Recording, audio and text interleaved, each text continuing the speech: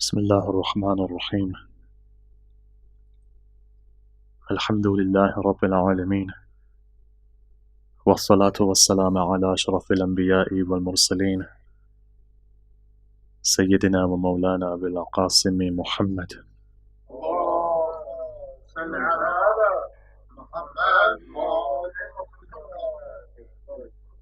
وعلى آل بيته الطيبين الطاهرين المعصومين المظلومين الذين أذهب الله عنهم الرجس وطهرهم تطهيرا.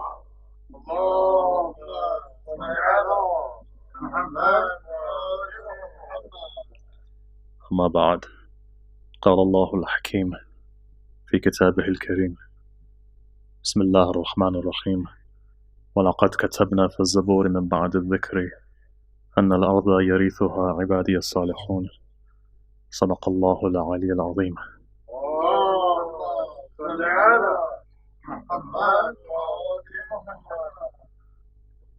A series of discussions have gone into its 8th night.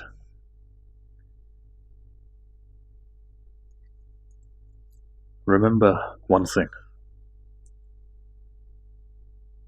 any action, any step, any good word, anything which is done for the sake of Sayyid al-Shuhada, understanding who Sayyid al-Shuhada is, the reward is more than you can ever imagine.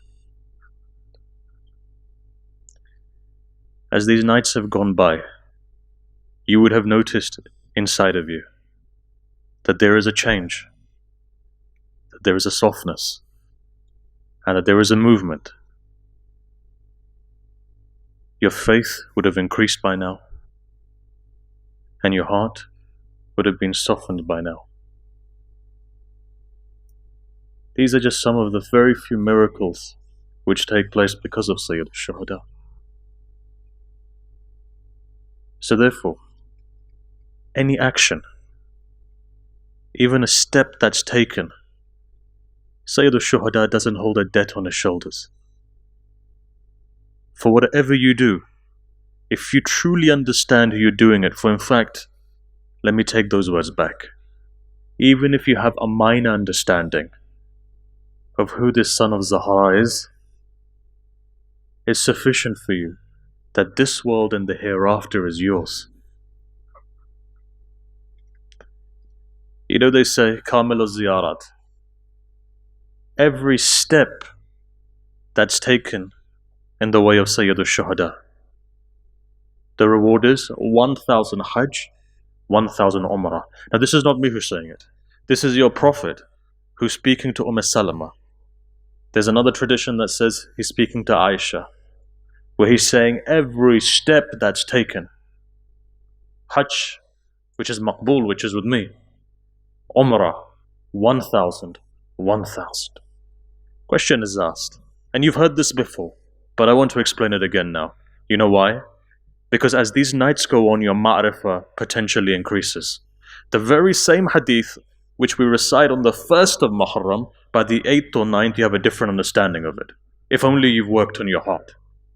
So now look at this. Story is in front of you. The example has been given by many ulama.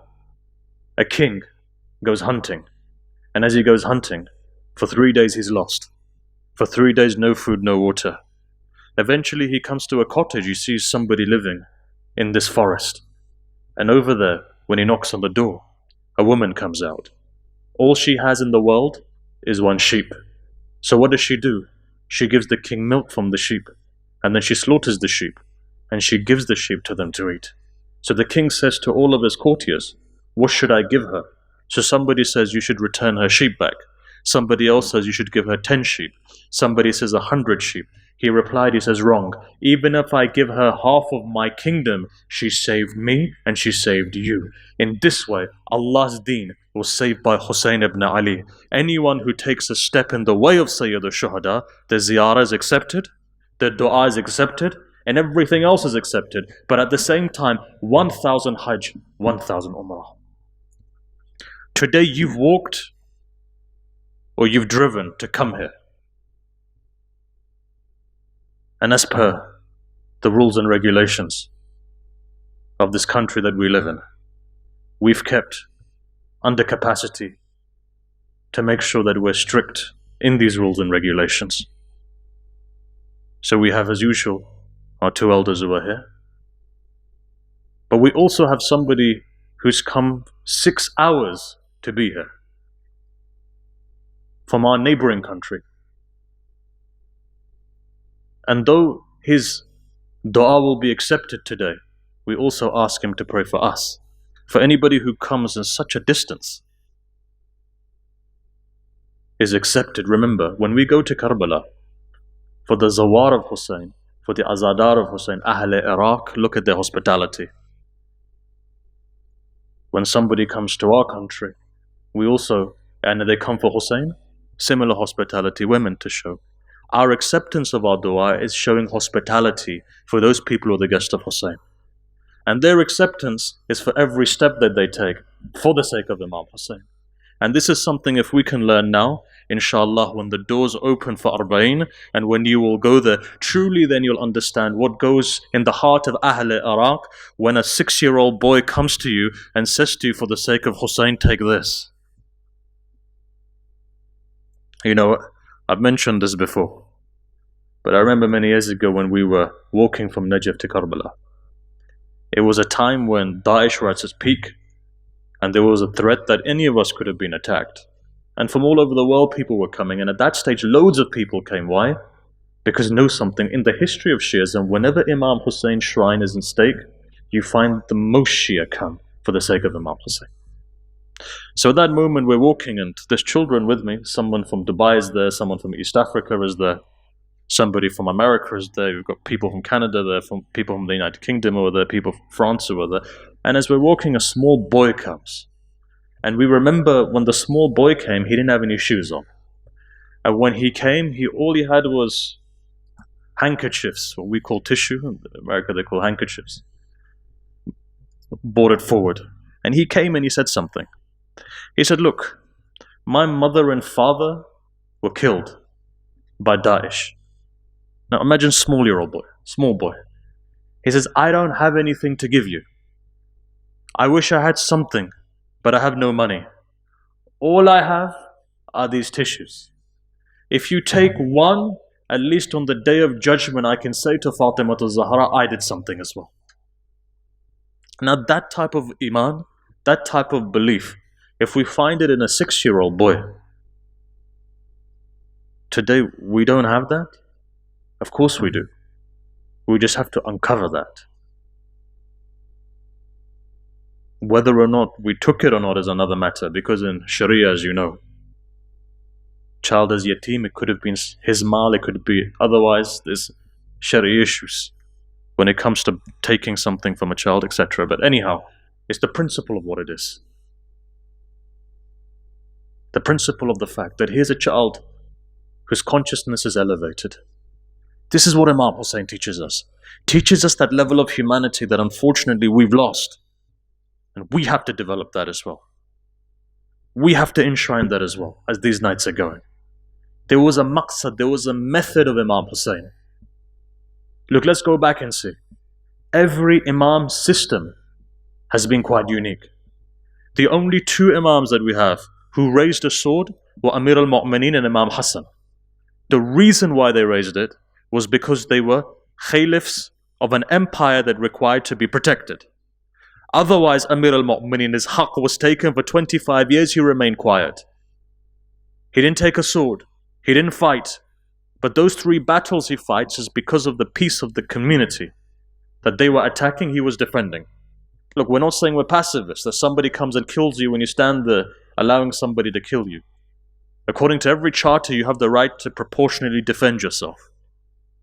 But none of the other Imams, you notice, lifted up a sword. Why? Because they weren't in the position to keep the peace of a country. The only person who defends himself is Sayyid al-Shuhada. If somebody was to ask you the question, was Hussein going to fight? Actually, he wasn't. His purpose was never to fight. Whenever somebody wants to make an excuse, they say, well, you should sign a peace contract like Imam Hassan did.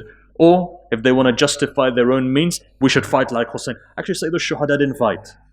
He wasn't out there to fight. His movement against oppression wasn't in a movement to fight.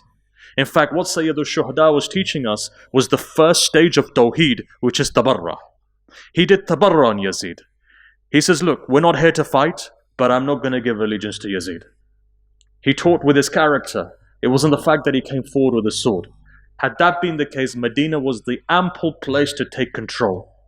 As you know, our ulama have said, when three people are together, nobody can defeat them. Who are they? Muslim bin Aqil, Abu al-Fadl Abbas, Muhammad Hanafiya. If those three brothers were Sayyid al-Shuhada, came out close to Baqi, then you would have seen that no one could have come and won.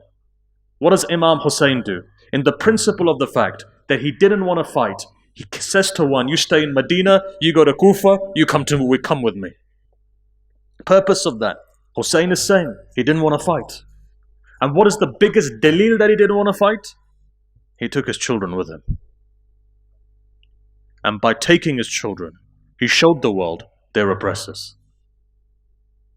If someone can turn around today and say that we accidentally killed a child,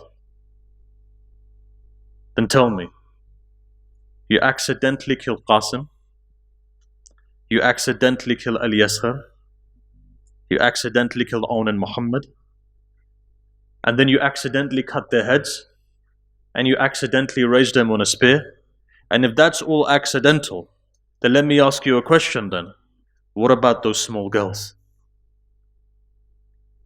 You accidentally beat them? You accidentally scarred them? They accidentally died? Tell me, for those people who say that it was a war between two princes, tell me, where's the truth in that? How can you accidentally exterminate the entire progeny of Fatima and then say that Yazid is correct? Your Islam and our Islam is completely different. You cannot do that. Look at the methodology. Every single Imam's way was the way of the heart. Why does Imam Hussein go to Karbala for? What is the actual purpose of him going? His purpose is to change hearts. He knew that he had to change hearts. You cannot change somebody by force. You cannot change somebody by the sword. Even when it comes to marriage and otherwise, when you convert for somebody, when you do something for somebody, they'll be the very same person to take you out of the deen as well. Many a time we've seen this. This is why do not force somebody to convert. Do not force somebody to do something. Do not force somebody to wear particular clothing. Do not force anybody to do something. The reason being is this: if their heart doesn't appreciate it, what happens is that and eventually they will go out of the deen as well. Their traditions, if you force somebody or somebody does hijab for somebody else, that other person will be the person who will push this person away from hijab or away from Islam. What is Imam Hussein doing? Had he forced and had he won? Who've done this before? Zubairis did that. Where are they today? Umayyas did that. Where are they today? Abbasis raised in the name of Imam Hussein. Where are the Abbasis today? They were even more tyrannical. People came forward in the name of Imam Hussein. They used the name of Imam Hussein. They fought in the name of Imam Hussein, and people fought with them. Question is this though, where are they today? What is the method of Imam Hussein? The method of Imam Hussein is the method of Imam Zain al-Abidin, and the method of Imam Muhammad al-Baqir, and the method of Imam Ja'far al-Sadiq, and the method of Imam Musa al-Kadhim, alayhi as-salam. Method of each one of them. What is that method? You begin by purifying people's hearts. You begin by capturing people's hearts. You create a revolution to revolve. Revolve what? Revolve people's heart. Inqalab. What? Qalaba what? Where does it go back to? Qalb. You change the heart of the people, everything else takes form of itself. What is the method of the 12th Imam? What was sahib da'wat nabawiyya. He comes forward and he gives da'wah to people, introduces people, brings people in the way that the Prophet did. What is the Prophet's methodology? Through rahmah, through mercy. What are the methods of the prophets? What did Nabi Isa do? Washed the feet of people, washed the hands of people, looked after those people who are oppressed. What did the Prophet do? The first thing in Mecca he does is he takes care of those people who are oppressed. Today we have it the other way around. We try and attract those people who are rich to come. If you want to make a difference, you want to grab people who are rich. You want to grab somebody who you think is a mover and shaker. That's never been the methodology of prophets. They do it the other way around. They take the most impoverished and nurture them, and they bring them to the top. Look in Karbala and see. Half of those people who are there, they weren't well-to-do people. They were those people who Sayyid al-Shuhada brought forward and said, they may not think you're something, but I think you're something. My Allah thinks you're something. And until the day of judgment, when people come and do my ziyarah, they're going to be doing your ziyarah as well. Understand this philosophy. Go to those people who are here and bring them up here. Why? Because those people who are oppressed, their hearts are already broken. And Allah comes to people whose hearts are broken. Musa says, Nabi Musa says, Allah, my heart is broken. Allah replies, I'm for the broken-hearted. What is Sayyid al-Shuhada? Noor. Noor of Allah. So when a heart is broken, the Noor of Wilayah goes into that heart faster. Why have we been told? Why do our elders, our ulama, have now said, when you're living abroad, and in fact, even if you're living in an Islamic country, help people. Help those people who are impoverished. Nurture those orphans. Give food to those people in the town that you live in. Look, we're going through a period of austerity. Half of our countries in the West are going through a recession now. There are many people on the streets, you've seen it. What is our responsibility? In the name of Hussein, who revived Allah's deen. Remember, Allah's giving you a formula.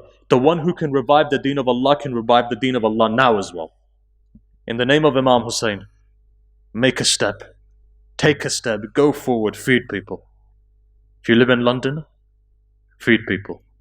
If you live in Birmingham, Manchester, Edinburgh, Glasgow, Maryland, Virginia, Washington, Chicago, Toronto, and for all of those other people who have messaged from all over the world, Orlando, LA, Sydney, Dubai, Mumbai, Karachi, and if I've missed any other name who have mentioned or have texted me in the last couple of days, I apologize. But wherever you are in the world, take this message of Imam Hussein. What did Imam Hussein do? Raise those people who are impoverished. Go out in the name of Imam Hussein. Even if you can give one single date with the right intention, you see how Hussein takes over. We've been told, you just give him one of our sayings. We do the rest. You don't need to give him the whole Quran. Nobody reads it. So when somebody knocks on your door and gives you an entire Bible with literature, you're not going to read it as too much. But if they were to give you a small slip, you'd read it. That's all you need to do. We're not evangelical. We're not here to convert anybody. All we want to do is show you the beauty of who Hussein ibn Ali is. That's what we want to do. And that's it. And the world appeals and they come to him. So look, the entire system of the Imams have just been that. None of the Imams, look, we're not living in worse times than the fourth Imam was. We're not living in worse times than the fifth Imam was. You're not being exterminated. Your children are not being killed. From the blood of Hassani Sayyids, Baghdad was created. The Qudama said it's makruh to live in Baghdad. Why? In the time of the Abbasis, the walls, they were plastered, Hassani Sayyids were. An extermination process took place. Awlad al-Zahra were killed wherever you found them. Why do you think Imam al-Rida in 4 years says to the Sa'ada, leave, go as far as you can? Why do you think they're from the tips of Spain all the way down to Indonesia? Because they ran away from oppression. They went wherever in the world they could do because they were being killed. This is why they're everywhere. The most Sayyids today, Indonesia. As far as Indonesia, there's a mosque in Burma, Muhammad the Hanafiya mosque. Those inhabitants, some of them over there say Muhammad the Hanafi is buried there. Of course, that's not the case, according to our history. However, it's fine.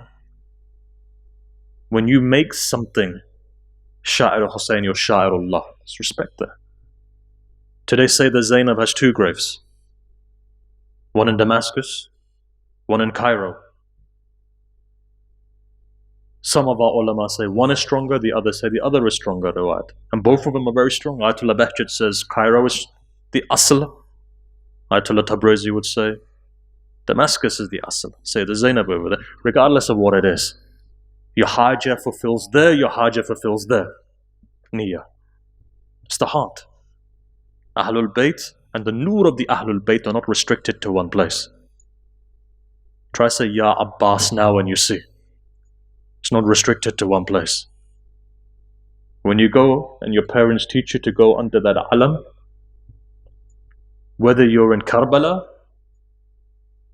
or you're in Winnipeg, the power of that alam is the power of the alam. So look at our imams.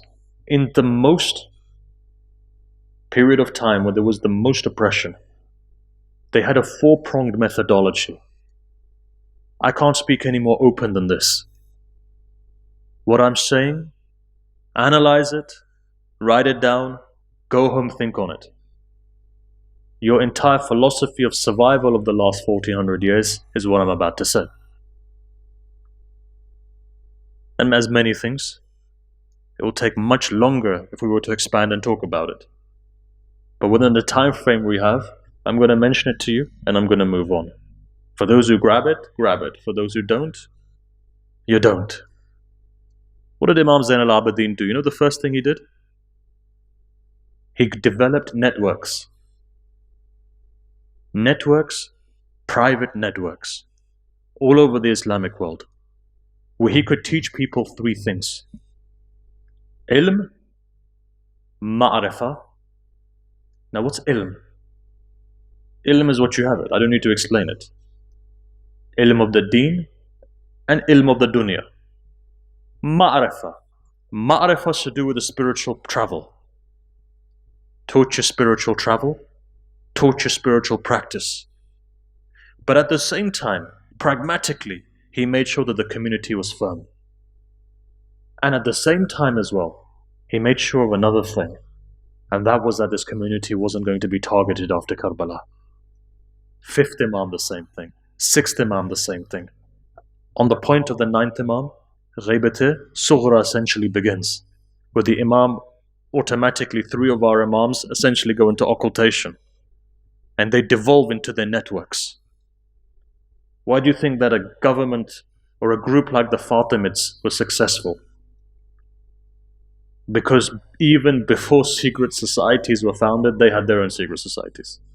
The entire Templar model was based upon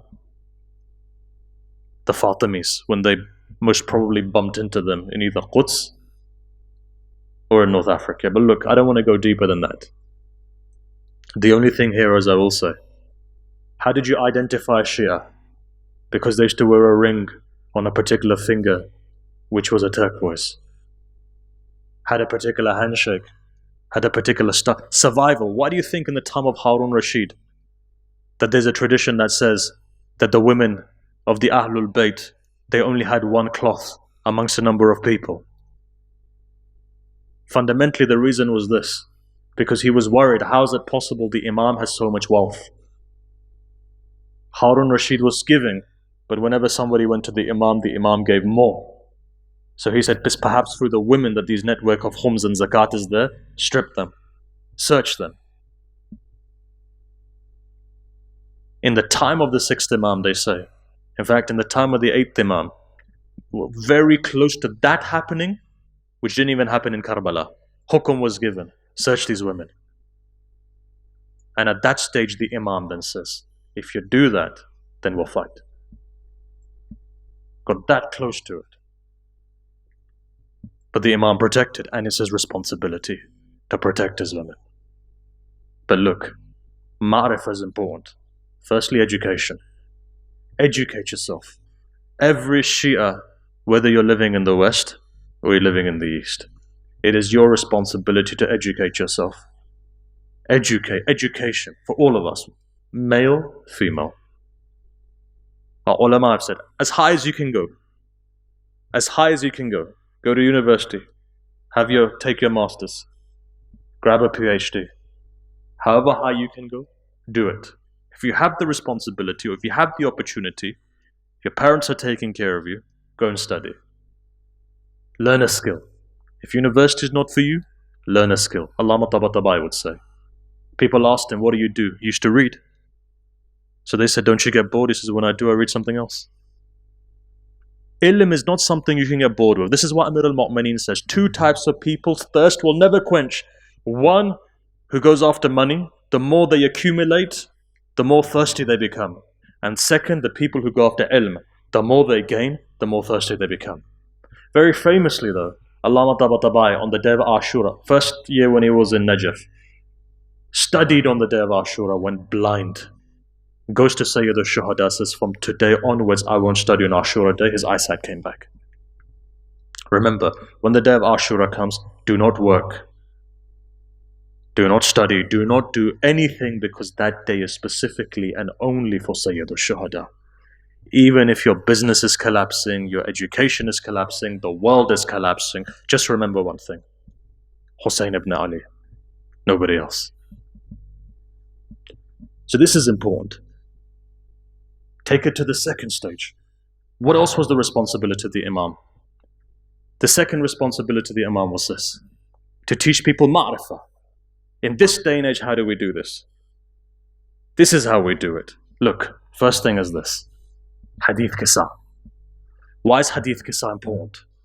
Hadith Qissa, in and of itself, was brought down and given nisbah to Zahra.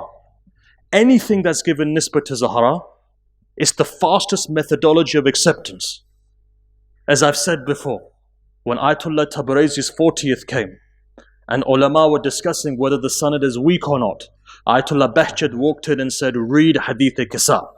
Ayatollah Bahuddiniya said, from the 4 things another that you should do when you're falling into a problem, one of them is to recite Hadith Qissa. Second is what? Second is tawassul. Take tawassul of Ahlul Bayt. What type of tawassul? I'm going to go through a story. That story is this. Some of you privately may have heard it from me, but because others haven't heard it outside, I'm going to mention this. Story is this. Muqaddas Ardabili. Who is Muqaddas Ardabili? That person who Imam al-Zaman called Muqaddas. Why is he so? Because he took care of the small things. Going to Hajj, horses there, letter is given. He gets off his horse and he begins to walk. Why? Because he remembers, I only paid for this much, and here somebody's giving me something extra, so I'm going to walk. That is a person who takes care of the small things, takes care of Sharia. What else do you find about Muqaddas Ardabili? And as you know, why is he Muqaddas? As he's going to Kufa, there's a horse rider who's coming.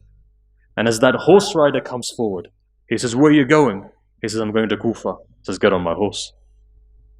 Gets on his horse. Sheikh Ahmed, do you know so-and-so from Ardabil? After Sheikh Ahmed told him, I'm from Ardabil. He says, yes, I know him. He's a great man.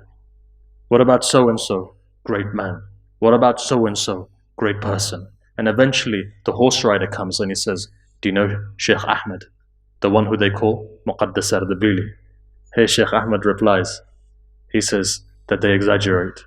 He's actually not Muqaddas, as you may think he is. So the person smiles. He says, Sheikh Ahmed, if Muqaddas Ardabili wasn't Muqaddas Ardabili, he wouldn't be on the horse of the 12th Imam. The people like that. Now, without going any deeper into this, how does Sheikh Ahmed Muqaddas Ardabili become Muqaddas Ardabili? He says one thing. Tawassul of Khaja Nasir ad-Din at-Tusi. There is a tawassul that you recite on Tuesday, but there is one which is slightly more lengthier. Muqaddas Ardabili says, I got to this maqam. That maqam that Ayatollah Hassan Ilahi says, that there are 2 people who I don't have access to in Alam Arwah.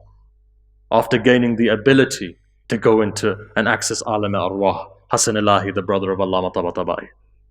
2 people. He says one of them is Muqaddas Ardabili. Why? Because he's Jawar Amir al-Mu'mineen. It's close to Amir al-Mu'mineen. He's up there with Amir al-Mu'mineen. Muwakkils don't allow me. That Muqaddas Ardabili says that the maqam that I reached was because of this tawassul. Why? Because the tawassul increases ma'rifah. And as you know, if you recite this tawassul a number of times, it's for haja as well. And I'm not going to go into it. But every family at least, in a time where ma'rifah is decreasing, in a time where wilaya is decreasing, people don't talk about wilaya anymore. These 10 days about the fadail and the masaib of Ahlul Bayt. How many people today are talking about the fadail and masaib of Ahlul Bayt? Why aren't we talking about these things? Why aren't we increasing our ma'rifah? We can have workshops for everything else. This is about connection. But one of the reasons is this: when wilaya becomes weaker, then tawassul is the only way to strengthen that wilaya. So what do? Tawassalu Khaja Nasir ad-Din at-Tusi.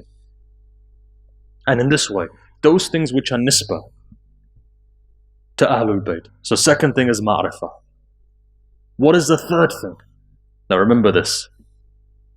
Third thing is a dhikrullah. Remember dhikrullah as much as you can.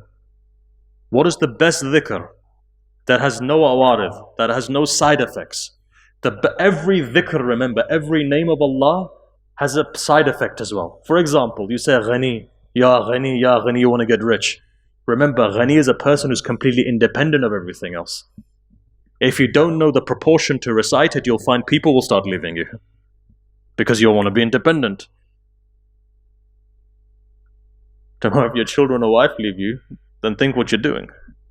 But this is why for all afkar, it has to be within a controlled environment. Somebody has to give it to you with ijazah. Why? Because the spiritual master is also in charge of removing the hurdles that come in as well. This is why they say go to the Kamilin. This is why when Ayatollah Kashmiri was asked, this is why when others were asked, even though Ayatollah Kashmiri himself was Kamilin, part of the Kamilin, but he was asked who's the best teacher of Irfan, he says living at the moment Ayatollah Bahjat. When he was asked who were the top students, now remember, Sayyid Ali Qadi's students were who? Allama Tabatabai, Hassan Alahi, Ali Muhammad Burujurdi, Abbas Kashani, Ayatollah Bahjat, etc., etc., etc. So he was asked, even Ayatollah Khoi, for a short period of time, was a student of Sayyid Ali Qadi Marhum. So the question was asked, who are the best students of Ayatollah Qadi? Ayatollah Kashmir said 3 people. It says Ali Muhammad Burujurdi, or Bahjat. And the third one, who they called Qadi Athani, was who? Sayyid Ahmad Kashmiri. If you go to Srinagar today, he's buried there. Stories say that he had the ability, Maut Ikhtiyari, whenever he wanted, his soul would go into Malakut. He was the second Qadi. And after Najaf, he went back to Srinagar where he resided, where he's buried. Another student of Qadi, said Hassan Masqati, is also buried in India. He's buried in Hyderabad. So in this way you found, these are the students, Kamilin. And within this line, Kamilin, their job was really to help people on this pathway. Now you can ask me a question. Well, today, there's nobody around. What do we do? After Ayatollah Bahjat, all of those students from the line of Qadi have disappeared. Yes, maybe there was somebody in Najaf. Sheikh Abd, he's passed away now. And there's a second as well, which people most probably don't know about, nor am I going to mention his name until they don't declare it themselves. But the fact of the matter is this. People can say, well, people like that are not around anymore. You don't need people like that to come in front of your face. You have to build yourself so that the 12th Imam sends people to you. You have to build yourself up. Some people will say, well, we're at a disadvantage in time of Najaf, there were X, Y, Z. Okay, they were. They say ulama of Najaf in the olden days had 3 abilities. One ability they had, al-Majafr. One ability they had, Tay al-Ard. One ability they had, they could read Dhamir, the Urafa. So well, we don't have that anymore. Well, there's a reason why. As materialism increases, spirituality decreases. If you work on yourself, everything will open up. Remember one thing, you are not separated from your Imam. You are not separated from Sayyid al-Shuhada. Let me give you a tradition. One day, fifth Imam says, my father and I were walking outside of Medina. I saw that an old man came forward. My father, with all of respect, went running. And he said, may my mother and father be sacrificed to you. Kissed him on the hand, respected him. Afterwards, when I asked my father who that was, he said that that was my father, Hussein ibn Ali. Sayyid al-Shuhada, you physically can't see him. That doesn't mean that he's divided from you. Remember, the Shuhada are not dead. Allah's given them rizq. You can't see them. It's a very thin line. Where do they reside? Malakut. Develop your own malakut. Alam and malakut. Open your eyes and you'll see it. You'll see what you need to see it. Have you not? This book that's been translated that everybody has in their house now, Elixir of Love, about Rajab Ali Khayat. Rajab Ali Khayat himself was a Khayati. He wasn't even an alim. But in that book, when he says salam, the imams came in front of him. Wasn't an alim. Just a normal person. But you can build yourself up to that level. What does it require though? It requires focus. Dhikrullah. If you were to ask me what the best dhikr is, the best dhikr without any awarith is salawat.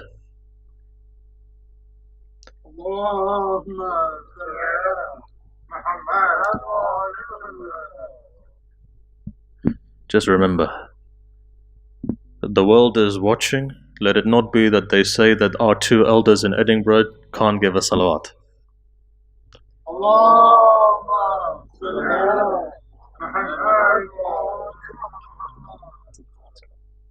Now, mashallah, not only the elders but the youngsters in Edinburgh can also. And this is that Edinburgh that Imam Hussein Day nowhere in the world has been established but Scotland officially.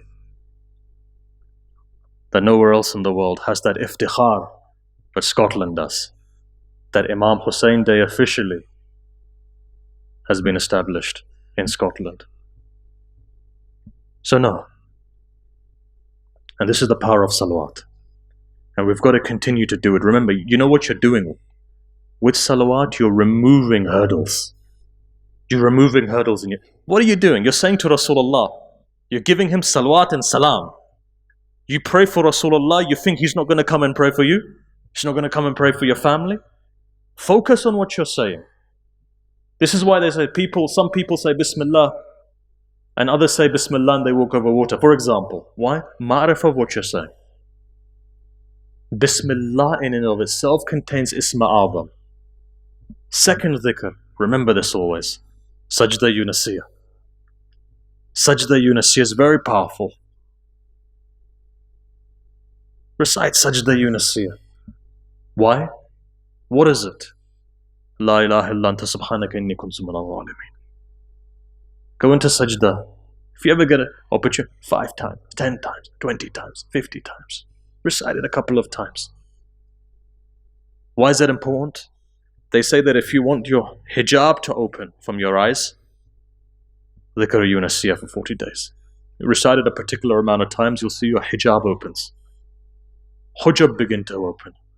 Haqiqah begins to reflect inside of you. Akhlaq begins to become kamil. Final thing is this though. There's one more thing the Imam taught us. You know what that is? Service to other people. Today Shias must be recognized for their service, for their kindness, for their giving. And we have to give unconditionally without wanting anything back. And that's what will make the difference. That when we give unconditionally, without wanting anything back. So look, we can develop this discussion forward. There's something I wanted to mention to you. But looking at the time, we don't have the time to discuss it. Remember these jewels. Everything is there for you. Ilm, study hard. Ma'rifah, tawassul of the Ahlul Bayt. Especially introduce into your house. Once a month, I'm saying. Okay, not even once a week, once a month. 12 months of the year for every Imam do Tawassul Khaja Nasir ad-Din al-Tusi. You'll see balas removed from your life, afata removed from your life. Peace comes into your heart. And then dhikr, recite salawats, recite istighfar. Don't you remember when one of our brothers was unable to get married? What did Agha Bahjat say to him? Very simple. Recite salawat and do istighfar. When you've recited enough and you feel like changing, do istighfar. Within a week, a proposal came for him. Happily married now. Istighfar and salawat. Both of these are amazing. Why? Istighfar, you are repenting and then you're going back to Allah. What does that do? Removes hurdles, trials, tribulations. Because remember one thing. What is the purpose of your life? You are traveling back to Allah. By traveling, you have to go from different maqamat, stations, manazil. You have to go from one level to another level to another. And inshallah, maybe tomorrow we'll look at it. There are 100, according to at least Manazil al-Sa'irin, that some of the Urafa study, which is probably the most comprehensive book on the different stages. He says that there are 100. Though he said I was taught 1,000, but he's compiled it to 100. And he says each one of these has a beginner, intermediate, and advanced level. That how you go through these different stages, manazil. We'll look at it tomorrow. I want to go into much deeper into the philosophy of these manazils. That when is the stage of fatuwa? When is the stage when mukashafat comes? When is the stage when you go through perfection? Inshallah, we'll go through that tomorrow. Look, today, we have a huge responsibility.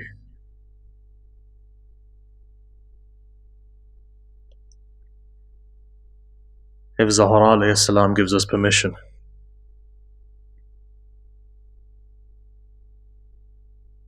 I want you for just 1 second. Close your eyes. Go to Medina.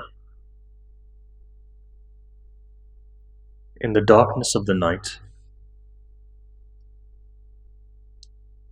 with this quietness, walk towards Baqi. Look at the darkness of Baqi. A mother rests in Baqi. You're going to give condolences to that mother today. Who is that mother? That mother is that person who, when a voice came to Medina, قَدْ قُتِلَ الْحُسَيْنُ بِكَرْبَلَا, she says to Fadl, Fadl, get me my stick. Stick comes. She goes into the Sahn, looks towards Najaf and says, my master Amir al-Mu'mineen, forgive me that my son Abbas wasn't able to protect your son Hussein.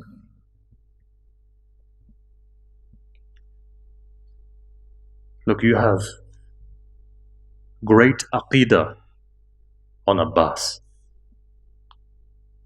Whenever you go through trial and tribulation, your mothers have said to you, go under the flag of Abbas.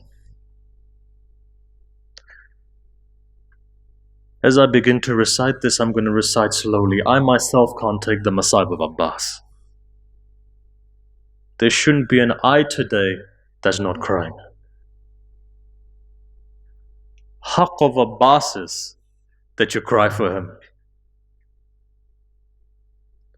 Look, today we can't be together. We're sitting scattered all over the world. Today, remember one thing. Abbas is Babul Hawaij. What do you give? You get back in the way of Ahlul Bayt. If I had the opportunity, I would recite a very long masayib to tell you what Abbas is. But because of the situation, I won't be able to.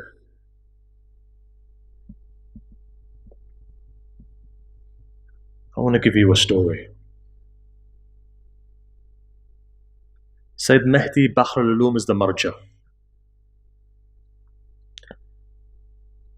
It was raining so much in Karbala that they say the shrine of Abbas was damaged. One of the khuddam of the shrine come to Sayyid Mahdi Bahr al-Ulum in Najaf. They say, Sayyid Mahdi, water has gone into the shrine of Abbas. Can you come and help us to remove the water from around the qabr of Abbas? Sayyid Mahdi, marja of the time, says yes. He goes. Both of them sit there, removing slowly the water. So the khadim looks up, and something comes into the heart of the khadim.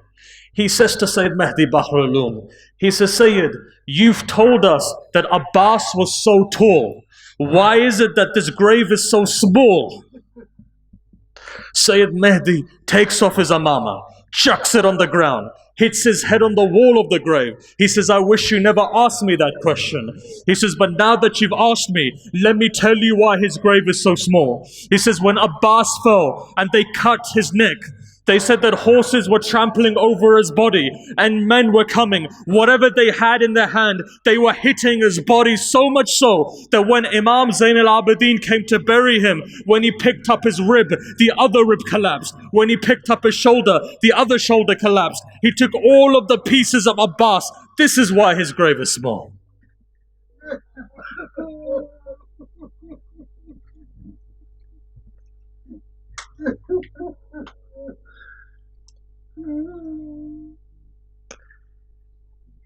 And may Fatima to Zahra accept your tears. Look, I know you won't be able to take the Masail of Abbas. This is what I'm going to recite slowly. Remember, when tears come into your eyes, dua is accepted. In Iraq, they say there are 3 Babul Hawaijes.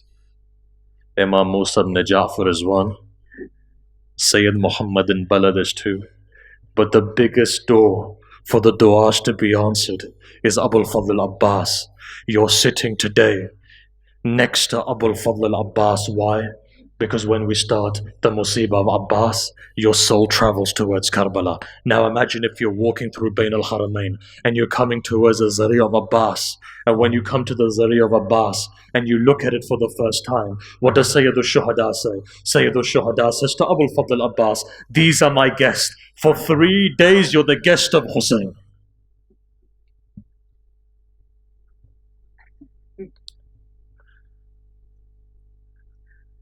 They say when the news came that Abbas had been killed, Banin comes out.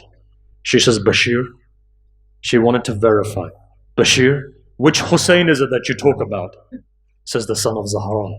Says, how is it possible that the son of Zahra has been killed? My Abbas was with him. How is it possible? Says, Bibi, your son Abbas was also killed. She says, how is it possible that my son Abbas was killed? Said he was hit on the back of the head.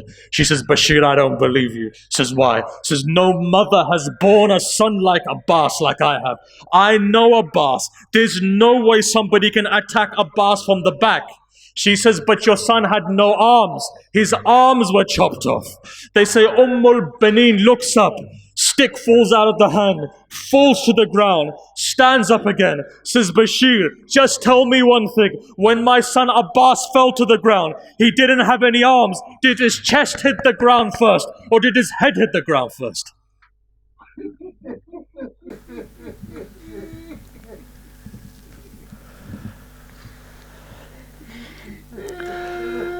If you ever go to Medina and you go to the grave of Banin, ask Banin, your son fell once. Sayyidah Zainab's arms were tied behind her back. Every time she fell, did her chest hit the ground first, or did her head hit the ground first?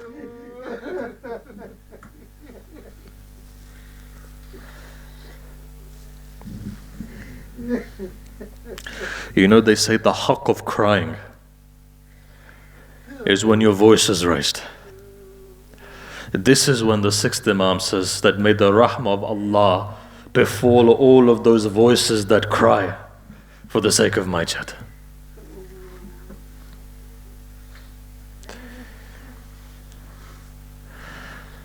Let me start off from here. Look, I haven't even started to recite the Masa'ib of Abbas yet. So let me recite this. Amir al-Mu'mineen, I'm going to go slowly as I said. Look, you ask for hajat.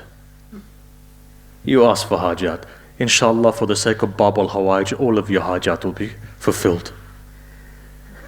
They say Amir al-Mu'mineen was looking for a wife. He says to his brother Aqil, find me a particular wife. You know the story. I'm going to accelerate. Aqil finds a woman. Aqil finds an honorable family. He goes to the father of that family. As he goes, he says that we want your daughter. So at that moment the man replies. He says, for who? He replies, for my brother Ali. The head of the tribe can't believe it. He says, yes, for me. So what happens then?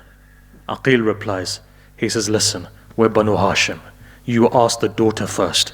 We don't say yes until the daughter doesn't say yes. This man gets up and he runs to his wife. When his wife sees him, she knows the head of the tribes never show any emotions. She says, what day has come where you're showing this type of emotion? He replies, he says that Ali ibn Abi Talib's brother has come to ask for our daughter's hand in marriage. Did you say yes? He said, I said yes, but they said Banu Hashim don't accept until the woman that itself says yes. You know what happens? They go and ask one of the friends, say, go ask Fatima, her name was Fatima, ask Fatima if she accepts this proposal. As one of the friends went in and they asked Fatima, what happens? What happens? Fatima turns around and says, she says, last night I saw a dream. In my dream I saw there was a marriage dress there. And when I looked at the marriage dress, I saw a woman dressed in black come towards me. Who was she? She said, I'm Fatima to Zahra. She puts the dress on me. She says, tomorrow when the proposal comes for my Ali, you accept that proposal, because from your progeny is going to come Abbas, and that Abbas is going to help my Hussein. Look how Zahra is. Even after her death, she's taking care of Amir al-Mu'mineen. Fatima says yes. This Baneen then says yes. Tradition says swords of Banu Hashim are there. Baneen goes underneath the swords. She comes in Medina to the house of Zahra. She sits down on the floor. She says, how can I go into that house that Zahra was in this house? They say Zainab comes forward. Kulthum comes forward, grabs them by the arms, takes Baneen into the house. They say when Amir al-Mu'mineen came into the house, he called Baneen by the name Fatima. When Fatima looked at the tears in the eyes of the children of Zahra, she says, Amir al-Mu'mineen, from today onwards, don't call me Fatima here. Fatima's Fatima, there's only one Fatima, and from today call me Baneen. Amir al-Mu'mineen prays. Who does he pray for? A son, Abbas. Abbas comes into the world. Amir al-Mu'mineen had this tradition. Whenever a child would be born, he would go and kiss the forehead. They say when he comes into the room where Baneen had delivered, Abbas was wrapped in a white sheet. He opens it up. He smiles. He begins to kiss Abbas on the right arm and Abbas on the left arm. Baneen's tears come in her eyes. She says, Amir al-Mu'mineen, I've seen you kiss all of your children on the forehead. Is it because Abbas is the son of a slave that you kiss him on the right arm and you kiss him on the left arm? Amir al-Mu'mineen says, Baneen, that's not the case. Abbas is my son, but Abbas is going to go to Karbala. His right arm is going to be cut.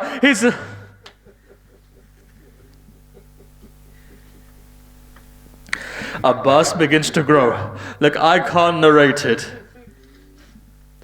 Shia of Amir al-Mu'mineen, only if we were together to mourn together.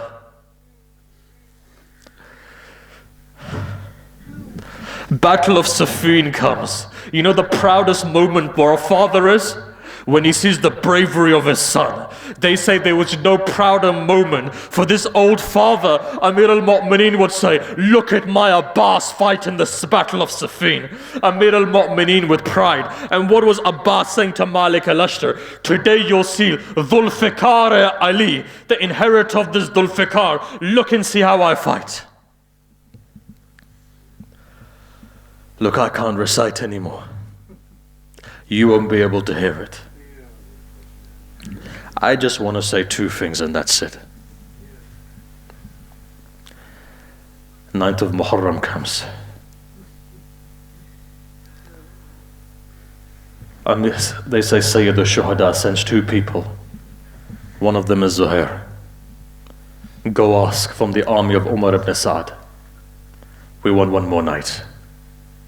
Abbas is with them.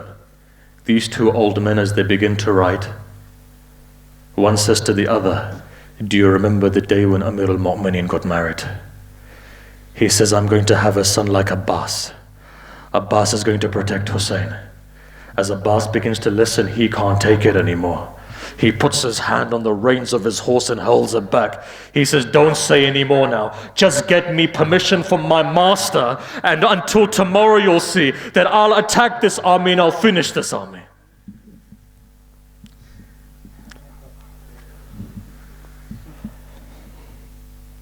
Ashura day comes. One person goes, his body comes back. Two people go, his body comes back. Three people go, his body comes back. Banu Hashim begin to go. The body of Ali Akbar comes back. Abbas is looking at Imam Hussein's face. Qasim comes back. On and Muhammad come back. Eventually a time comes. Abul Fadl Abbas says, Mawla, can I now go in? Reply comes, but you're my standard bearer. He says, Mawla, what army is left now? Let me go now. Imam Hussein doesn't give him ijazah. As Abbas is walking, he comes and he sees in a tent, a small girl is there. She picks up a container of water. She shakes it as empty. She puts the coldness on her lips. She puts the coldness on her face. Abbas sees his moment, comes forward. Sakina, would you like some water? Do you want me to get you some water? She says, yes, uncle. He says, just on one condition. Go and ask your father to give me permission to go. Sakina goes running, smiling. She says, Father, please give ijazah to my Ammu Abbas to go and to get us some water. Imam Hussein looks up. He says, Sakina, do you know what you're asking for? Sakina comes back. She says, oh young girls, oh children of Banu Hashim, oh children of Ashab Hussein, let's get together. Get all of your containers of water. No water is coming. My Abbas is going into the battlefield.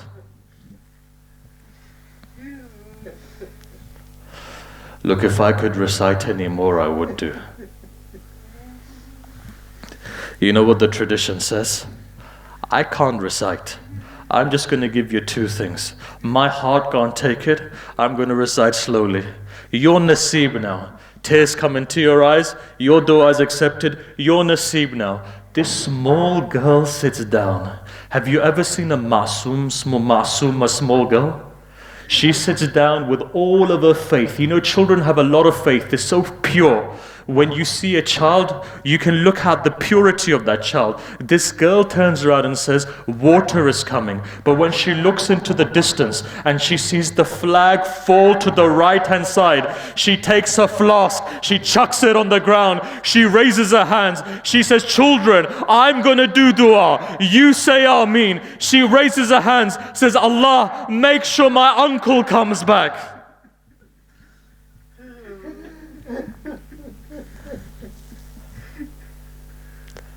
I wish I could. I'm not able to recite. I'll just say one thing.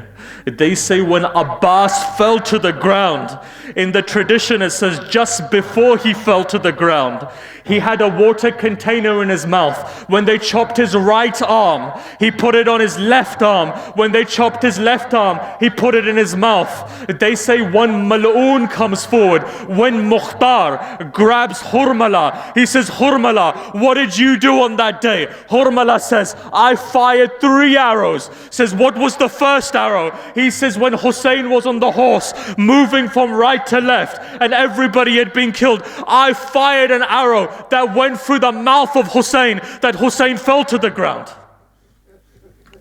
Second thing I did was fired an arrow that Ali Asghar's. Third, I fired an arrow onto the water of Abbas. Abbas raised his head. Have you seen a person pray? They raise their hands. Abbas had no hands to raise. He raises his head to the sky. He says, Allah, I just have one dua. Make sure this water gets back to Sakina, because Sakina is thirsty. A voice comes from the sky. Abbas, we've not accepted your dua, but we've made you mustajab al-da'wah. From today onwards, you're Bab al-Hawaij. Whoever asks for me, you can give. So he says, Allah then, accept my second dua. I feel embarrassed from Sakina. Make sure my body never goes back.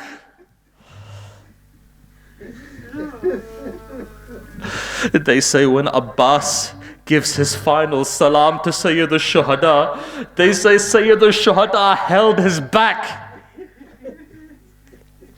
Sayyid al-Shuhada falls to the ground. Sayyid al-Shuhada can't walk. When he comes to the body of Abbas, there was blood in Abbas's eyes. Abbas couldn't see. You know what he says? He says, oh person, don't kill me yet.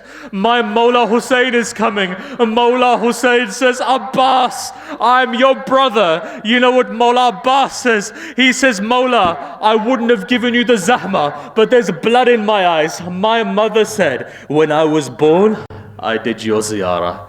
Now that I'm leaving, I want to do your ziyarah. Can you clean the blood? Mawla Hussein takes his abba, rubs the blood from the eyes of Abbas. You know why Abbas had blood in his eyes? Final thing I'm going to say. I can't take it now. I can't recite anymore. In Karbala, for all of those people who are from Iraq, you'll know this. There was a marja by the name of Ayatollah Yahya Yathrabi. Yahya Yathrabi goes to the shrine of Abbas. A wise was reciting. You know what he was reciting? He was reciting this. An arrow went into the eye of Abbas. They say Yahya Yathrabi can't take it anymore. He says to the person when he came down, he says, oh wise, don't ever recite that. Firstly, I'm an old man. But secondly, I don't know if the hadith is correct or not. That night, Ayatollah Yahya Yathrabi says, when I went to sleep, I saw Abul Fadl Abbas come into my dream. Abbas just said one thing to me. Why did you stop my wise from reciting? Yahya Yathrabi says, maybe the hadith was weak. Abul Fadl Abbas says, no, the hadith is strong. Arrow did go into my eye. He says, Yahya Yathrabi, do you know how painful it is when something goes into your eye? He says, it was hurting me so much. When something goes into somebody's eyes, they have hands to pull out. He says, I didn't have any arms. I was moving my body left and right to try and remove the arrow. As the pain increased, I wanted to call my Mawla Hussein, but I knew he was gharib. He was alone. I knew Sayyidah Zainab was there. As I'm moving my head side to side, I don't have the ability to move the arrow out. So I put my head between my knees to try and take out the arrow. But as I tried to dislodge it, the pain began to increase and increase and increase, and it was hurting me. I didn't know what to do. I couldn't call Hussein. I looked towards Najaf and I said, Father, come and help me, because Abbas is... Matam Hussein.